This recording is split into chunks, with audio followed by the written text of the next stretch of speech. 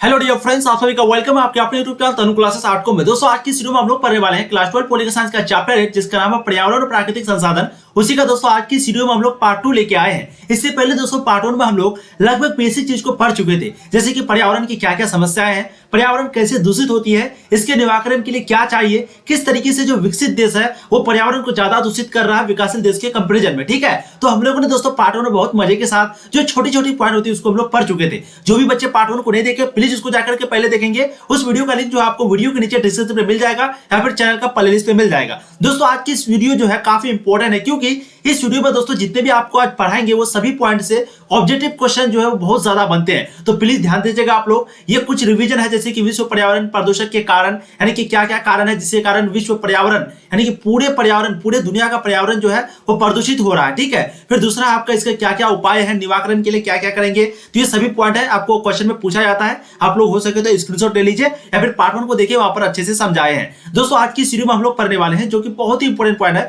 बस आपको क्या करना है, एक एक पॉइंट को देखना है। जो भी पॉइंट हम आपको बताएंगे उसको प्लीज नोट करना, नोट करने के बाद उसको दोस्तों रिवीजन करना है, क्योंकि यहाँ पर ऑब्जेक्टिव और सब्जेक्टिव दोनों प्रकार के जो प्रश्न है आपके इसी से बनते हैं। ठीक है, तो चलिए चैप्टर को हम लोग शुरुआत करते हैं। सबसे पहला आपका कि पर्यावरण के मसले पर भारत का पक्ष और महत्वपूर्ण कदम, यानी कि पर्यावरण का जो मसला है, जो पर्यावरण जो दूषित है यहाँ पर, तो इसमें जो है भारत का क्या पक्ष है और क्या क्या महत्वपूर्ण इंपॉर्टेंट कदम है, क्या क्या भारत जो है इस चीज को निवारण के लिए कौन सा कदम उठाए हैं, उसी चीज को दोस्तों आज की वीडियो में हम लोग देखेंगे। सबसे पहले देखते हैं क्योटो प्रोटोकॉल। क्योटो प्रोटोकॉल होता क्या है। भारत ने 2002 में क्योटो प्रोटोकॉल पर हस्ताक्षर किया तथा इसका समर्थन किया। ठीक है, तो क्योटो प्रोटोकॉल पर भारत कब हस्ताक्षर किया था? 2002 में। ठीक है, और इस पर हस्ताक्षर किया और इसका जो है समर्थन किया चीन, भारत तथा अन्य विकासशील देशों को क्योटो प्रोटोकॉल की बाध्यताओं से छूट दी गई है, क्योंकि औद्योगिकरण युग में ग्रीन हाउस गैस के उत्सर्जन में इनका योगदान नगण्य था। ठीक है, तो सिंपल यहाँ पर आपको क्योटो प्रोटोकॉल क्या हो गया, भारत जो है वो 2002 में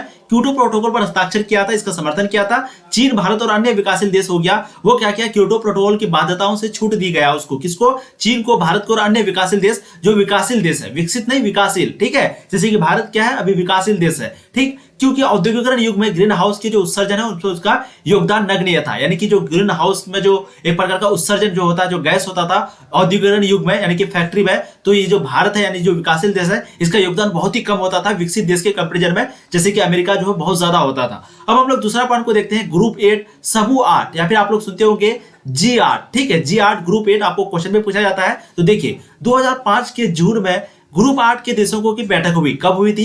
2005 के जून महीने में। 2005 के जून महीने में ग्रुप 8 के देशों की बैठक हुई तथा भारत ने इनमें अपना पक्ष रखते हुए कहा कि विकासशील देशों में ग्रीन हाउस गैसों की प्रति व्यक्ति उत्सर्जन विकसित देशों की तुलना में बहुत कम मात्रा में है। तो यहाँ पर पॉइंट ये रखा गया कि सबसे पहला पॉइंट आपको ये याद रखना है कि 2005 के जून महीने में ग्रुप 8 देशों की बैठक हुई थी। ठीक है, और भारत जो है अपना पक्ष रखते हुए कहा था, इसमें पक्ष रखते हुए ये कहा था कि विकासशील देशों में ग्रीन हाउस गैसों के प्रति व्यक्ति उत्सर्जन विकसित देशों की तुलना में बहुत कम मात्रा में, यानी कि विकसित देश जो है वो ज्यादा पर्यावरण को दूषित करते हैं विकासशील देशों के कंपेरिजन में। ठीक है, तथा भारत ने यह भी कहा कि उत्सर्जन दर में कमी करने की सबसे ज्यादा जिम्मेवारी विकसित देशों की है, क्योंकि इन देशों ने एक लंबी अवधि तक बहुत ज्यादा गैसों का उत्सर्जन किया है। ठीक है, तो इन देशों ने एक लंबी अवधि तक बहुत ज्यादा गैसों का उत्सर्जन किया है। किसके बारे में बोल रहा है? विकसित देशों के बारे में बोल रहा है, भारत जैसे विकासशील देश। ठीक है, तो भारत का बेसिकली कहना यही था कि देखिए विकसित देश जो है बहुत दिन से औद्योगिकरण का युग में है और बहुत ज्यादा उद्योग ये लोग करता है, तो कहीं ना कहीं इन लोगों का जो है पर्यावरण को प्रदूषित करने में ज्यादा हाथ है, योगदान है। इसलिए इन लोगों को ज्यादा जो है एक प्रकार का बहुत ज्यादा गैसों का उत्सर्जन किया है, इसलिए इन लोगों को इसके ज्यादा समझ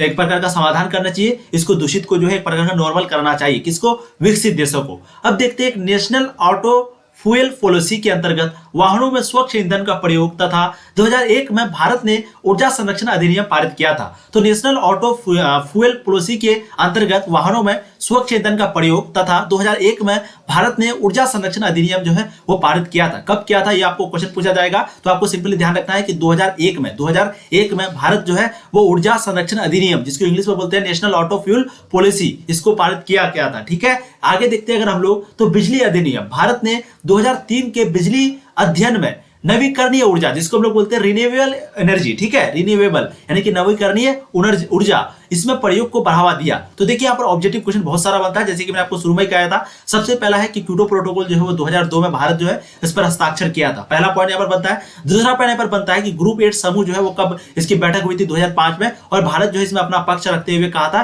कि विकासशील देशों में ग्रीन हाउस गैसों की प्रति व्यक्ति जो है विकसित देशों के कंपेरिजन में कम है, विकासशील देशों में, ठीक है। अब वही अगर बात करेंगे नेशनल ऑटो फ्यूल, तो ये कब हुआ था, अंतर्गत वाहनों में स्वच्छ ईंधन का जो प्रयोग है, यानी कि स्वच्छ ईंधन का प्रयोग होना चाहिए वाहन मतलब गाड़ी वगैरह में, 2001 में भारत ने ऊर्जा संरक्षण अधिनियम पारित किया था। तीसरा पॉइंट, चौथा पॉइंट आपको दिया गया है कि बिजली अधिनियम, भारत ने 2003 के बिजली अध्ययन में नवीकरणीय ऊर्जा के प्रयोग को बढ़ावा दिया, यानी कि रिन्यूएबल एनर्जी जो है इसको क्या दिया, एक प्रकार का बढ़ावा दिया। अब पांचवा है आपका बायोडीजल। क्या है बायोडीजल? देखिए भारत बायोडीजल से संबंधित एक राष्ट्रीय मिशन चलाने के लिए भी तत्पर है। तो भारत जो है वो बायोडीजल से संबंधित एक राष्ट्रीय मिशन चलाने के लिए भी तत्पर है। इसके अंतर्गत 1 करोड़ 10 लाख हेक्टेयर भूमि का प्रयोग होगा। भारत ने 20 अक्टूबर 2016 को पेरिस जलवायु समझौते को अनुमोदित, जिसको बोलते हैं अप्रूव्ड, ठीक है, किया, तथा भारत ने पृथ्वी सम्मेलन जो कि रियो सम्मेलन कहां पर हुआ था, ये हुआ था दोस्तों आपका कहां पर, एक देश है जिसका नाम है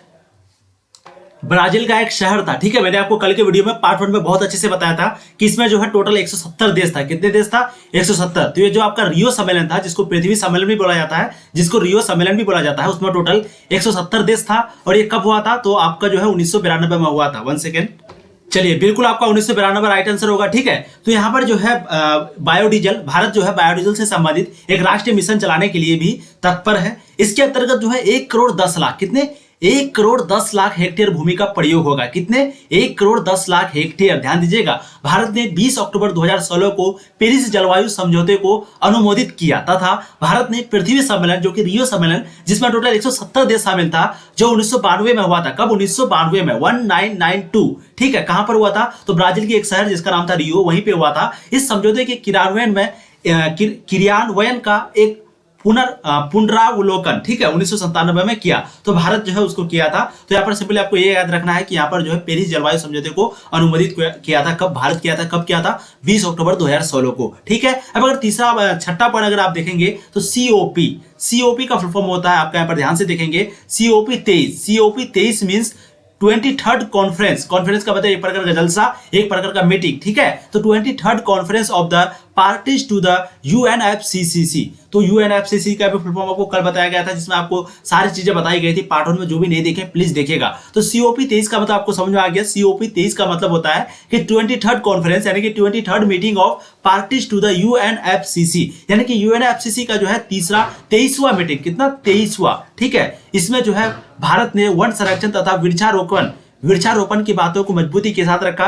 2030 तक भारत ने उत्सर्जन तीव्रता को 2005 के मुकाबले 33 से 35% कम करने का लक्ष्य रखा, ठीक है। तो भारत जो है वो वन संरक्षण तथा वृक्षारोपण की बातों को मजबूती के साथ रखा, क्योंकि आपको मालूम है वन संरक्षण से, वृक्षारोपण से, पेड़ पौधे लगाने से जो है एक प्रकार का पर्यावरण को सही रखा जाता है, नॉर्मल रखा जाता है, ठीक है। तो भारत जो है 2030 तक भारत ने उत्सर्जन तीव्रता को 2005 के मुकाबले कितना प्रतिशत बढ़ाने का लक्ष्य रखा है? 33 से 35%। तो क्वेश्चन आपको पूछा जाएगा कितना प्रतिशत? तो 33 से 35%। कब? 2030 तक भारत, ठीक है। चलिए 2005 के मुकाबले, ये भी ध्यान रखिएगा। अब नेक्स्ट पॉइंट देखते हैं, पर्यावरण आंदोलन। देखिए पर्यावरण की सुरक्षा को लेकर विभिन्न देशों की सरकारों तथा विभिन्न भागों में सक्रिय पर्यावरण कार्यकर्ताओं ने अंतरराष्ट्रीय एवं स्थानीय स्तर पर कई आंदोलन किए हैं। अब कौन कौन सा आंदोलन है, इस चीज को हम लोग एक एक करके देखते हैं, ठीक है। तो पर्यावरण आंदोलन मतलब क्या हो गया? यानी कि पर्यावरण की सुरक्षा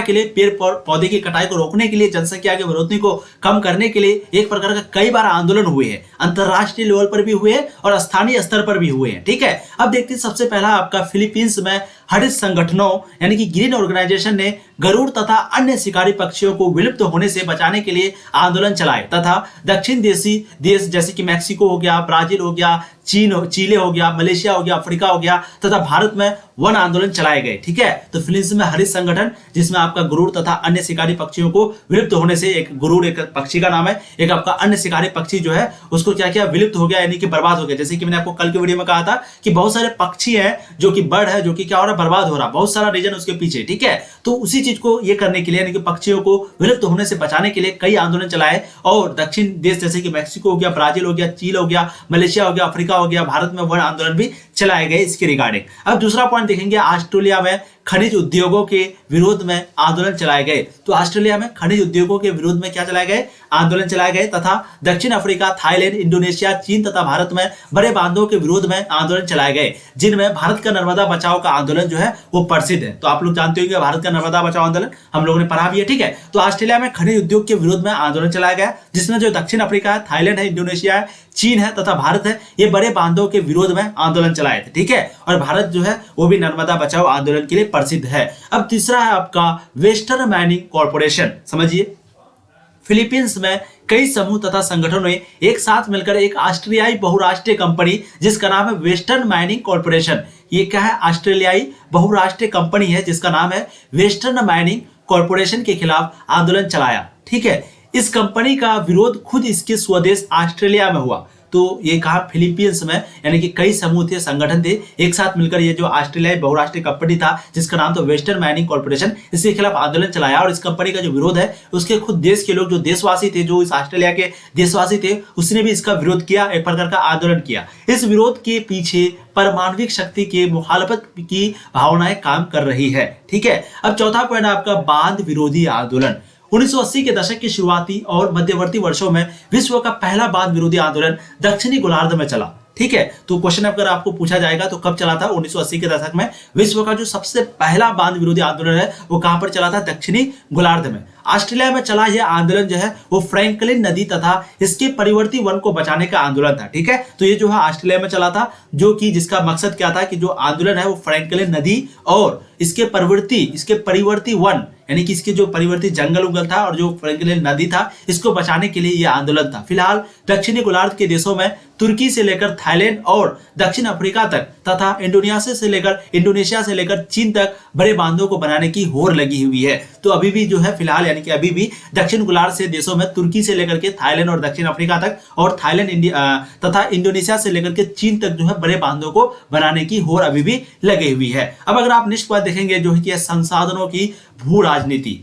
यूरोपीय देशों के विस्तार का मुख्य कारण अधीन देशों, यानी कि औपनिवेशिक देशों का आर्थिक शोषण रहा है। आपको मालूम है उपनिवेश का मतलब मैंने आपको बताया था कि जो बड़े राष्ट्र के द्वारा, किसी बड़े राष्ट्र के द्वारा छोटे देश में जाकर के कब्जा करना, राज करना, या फिर वहां का राजतंत्र को नियंत्रण करना, वहां का शासक बन जाना, उसी को उपनिवेश बोला जाता है। और जो देश होता है उसको बोला जाता है औपनिवेश देश, ठीक है। तो यहाँ पर क्वेश्चन पूछा, मतलब पॉइंट है यहाँ पर कि संसाधनों की भू राजनीति में यूरोपीय देशों के विस्तार का, जो यूरोपीय देश जो इतना तरक्की किया है, जो फैला हुआ है, इतना जो विस्तार हुआ है, उसका मुख्य कारण क्या है, वो जो है औपनिवेशिक देश जो था, जो छोटे छोटे देश था, उसका शोषण किया, जैसे कि अंग्रेज भारत का किया, ठीक है। जिस देश के पास जितने संसाधन होंगे उस देश की विकास भी उतनी अच्छी होगी। तो क्योंकि भारत के पास बहुत ज्यादा संसाधन था, तो आप लोग जानते भी है इसको सोने का चिड़िया कहा जाता था भारत को, ठीक है। तो कहीं ना कहीं अंग्रेज जो है उस चीज को खत्म कर दिया। तो यह वही पॉइंट को कहा जा रहा है कि संसाधनों की किस तरीके से भू राजनीति होती है। अब एक एक पॉइंट करके जानते हैं। इस संसाधनों की भू राजनीति में सबसे पहला आपका तेल भंडार समझते हैं। 20वीं सदी के अधिकांश समय में विश्व की अर्थव्यवस्था जो है पेट्रोलियम पर निर्भर है, और लगभग पेट्रोलियम का इतिहास जो है युद्ध तथा संघर्षों का इतिहास है। खाड़ी क्षेत्र विश्व के कुल तेल उत्पादन का 30% मुहैया कराती है, ठीक है।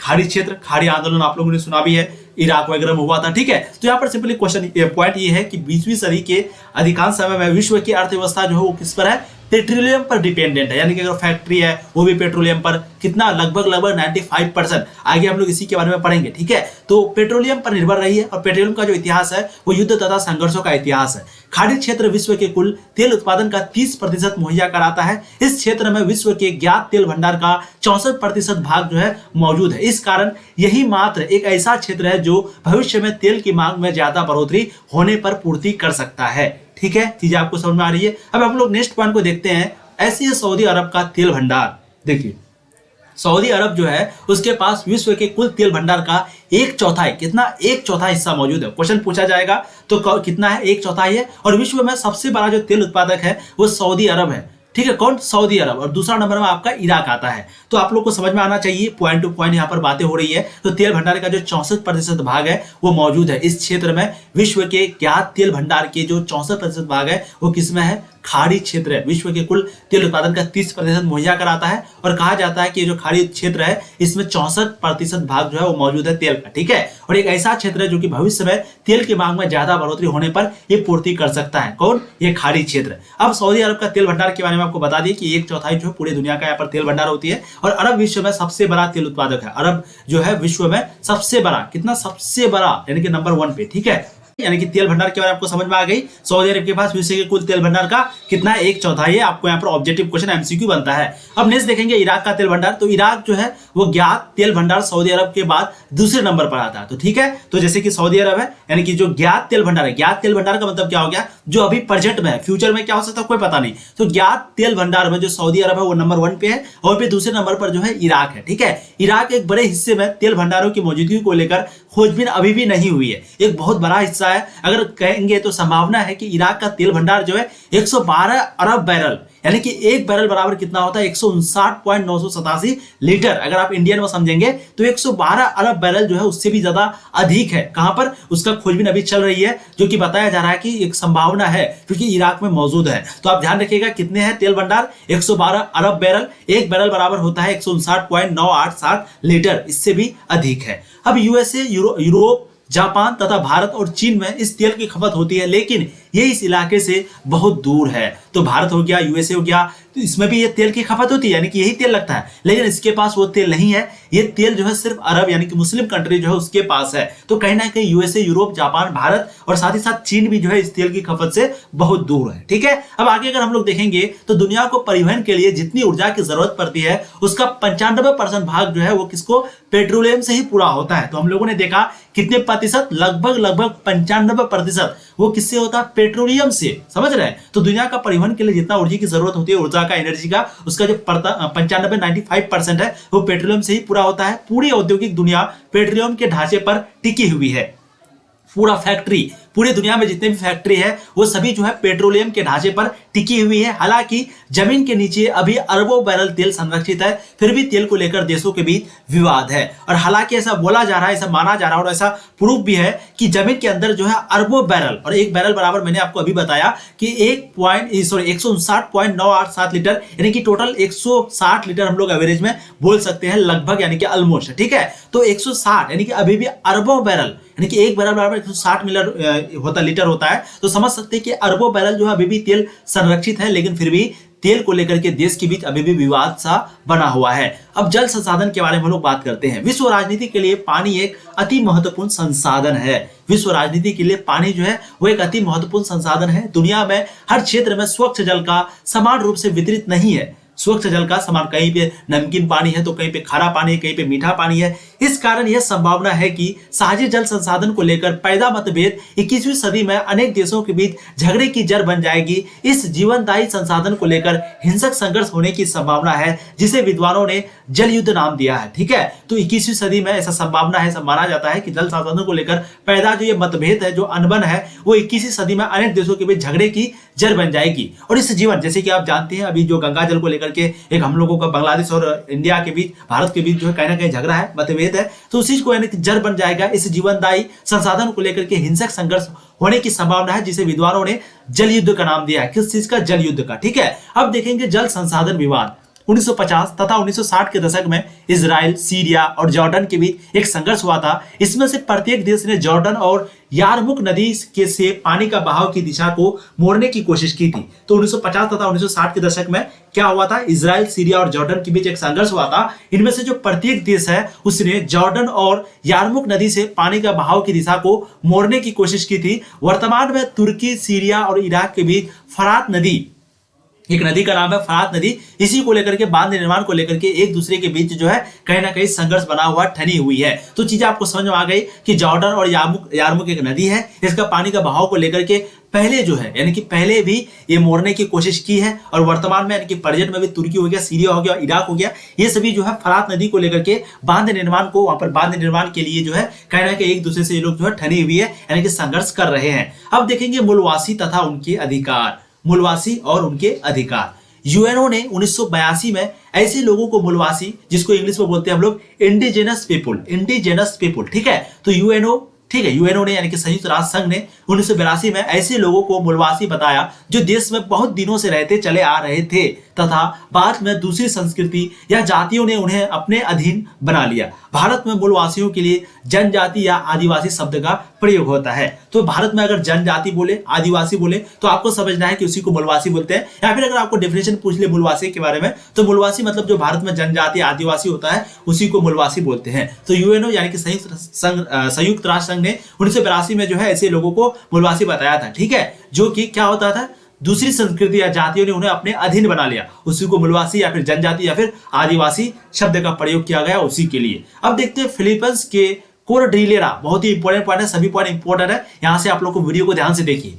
फिलीपींस के कोर्डिलेरा क्षेत्र में 20 लाख मूलवासी लोग रहते हैं। चिले में मापुसे नामक मूलवासियों की संख्या 10 लाख है। तो फिलीपींस के कोर्डिलेरा जो क्षेत्र है वहां पर 20 लाख मूलवासी है, यानी कि 20 लाख आदिवासी है, जनजाति है बोल सकते हैं आप। और चिले में मासुपे नामक मूलवासियों की संख्या जो है कितनी है, 10 लाख है, ठीक है। बांग्लादेश के चटगांव पर्वतीय क्षेत्र में 6 लाख आदिवासी बसे हैं। कितने?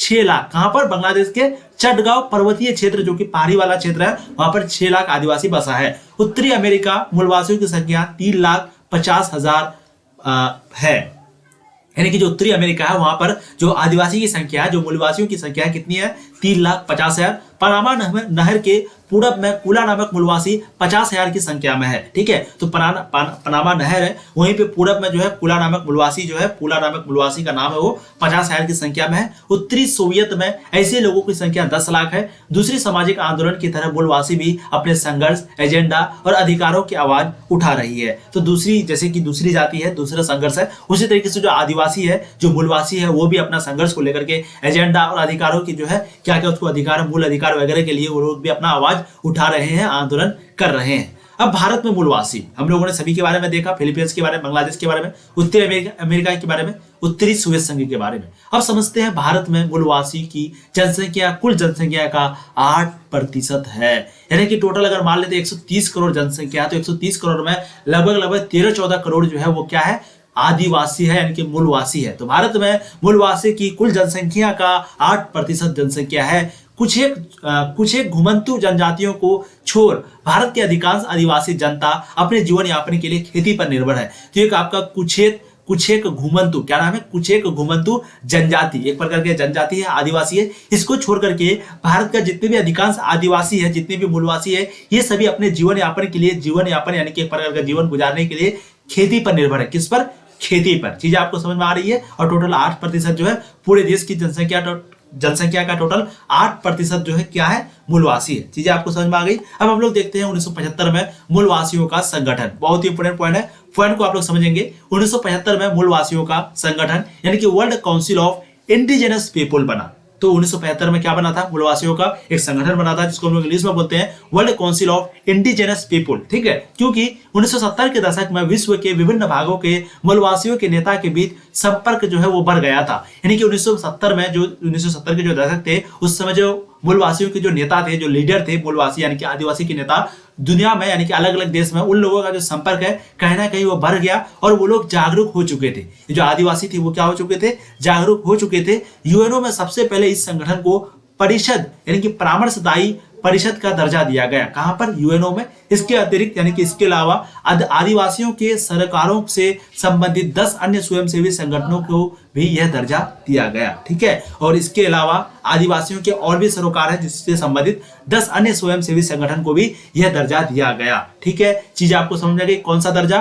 परिषद यानी कि परामर्शदायी परिषद का दर्जा, परामर्शदायी परिषद जिसको हम लोग इंग्लिश मतलब कि शॉर्ट में परिषद भी बोलते हैं, इसका दर्जा दिया गया। तो चैप्टर जो है आपके यहीं पे समाप्त हो चुकी है, द एंड। प्लीज वीडियो को अभी भी लाइक नहीं किया, लाइक करेंगे, शेयर करेंगे। आप लोग शेयर नहीं करते, बहुत कम शेयर करते हैं। और चैनल पे जो भी बच्चे पहली बार जुड़े हैं वो सब्सक्राइब कीजिए, क्योंकि यहाँ पर आपको दोस्तों पूर्ण तरीके से तैयारी कराई जाती है, ठीक है। तो 8 चैप्टर आपका खत्म हो चुका है, अब और आपका 1 चैप्टर रह गया, उसके बाद उधर जो है 4 चैप्टर रह गया, यानी कि टोटल आपका 5 चैप्टर और रह गया। और 5 चैप्टर जो फटाफट समाप्त कर लेंगे, कोई बड़ी बात नहीं है। इसके बाद इसका एमसीक्यू ऑब्जेक्टिव क्वेश्चन आएगा और सब्जेक्टिव क्वेश्चन आएगा, उसको भी आपको कवर कर लेना है। Thank you for watching the video, please share जरूर कर